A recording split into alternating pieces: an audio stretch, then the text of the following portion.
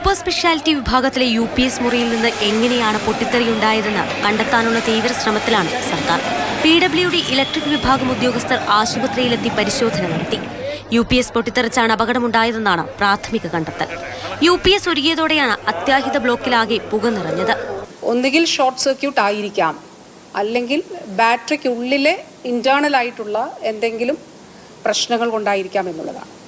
ഇതുവരെ പ്രത്യേകമായിട്ടുള്ള പ്രശ്നങ്ങളൊന്നും തന്നെ ഈ UPSുമായിട്ടോ ബാറ്ററികളുമായിട്ട് ബന്ധപ്പെട്ടിട്ടോ റിപ്പോർട്ട് ചെയ്തിട്ടില്ല. അങ്ങനെ ഒരു പ്രശ്നം ഉണ്ടായിട്ടില്ല എന്നുള്ളതാണ്. അപ്പോൾ പിന്നെ എന്തുകൊണ്ട് ഇങ്ങനെ ഒരു സംഭവം ഉണ്ടായി എന്നുള്ളത് അത് കൃത്യമായി തന്നെ പരിശോധിക്കപ്പെടേണ്ടതായിട്ട് ഉണ്ട്. തുടർ പരിശോധനയിൽ കൂടുതൽ വിവരങ്ങൾ പുറത്തുവരുമെന്ന് മുഖ്യമന്ത്രി അറിയിച്ചു. കോഴിക്കോട് സാധാരണഗതിയിൽ സംഭവിക്കാൻ പാടില്ലാത്തൊരു കാര്യമാണ് സംഭവിച്ചിട്ടുള്ളത്.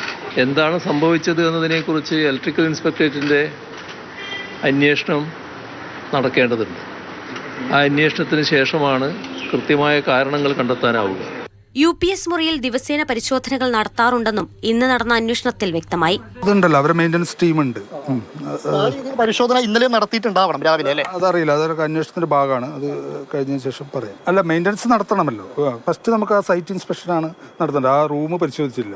എങ്കിലും ചില ചോദ്യങ്ങൾ കൂടി ഇനിയും ഉത്തരം ലഭിക്കാതെ അവശേഷിക്കുന്നുണ്ട്. അടിയന്തര സാഹചര്യത്തിൽ പ്രവർത്തിക്കേണ്ട ഫയർ എക്സിറ്റ് സംവിധാനം ഉപയോഗിക്കാനായില്ലെന്നാണ് ചിലരുടെ പരാതി.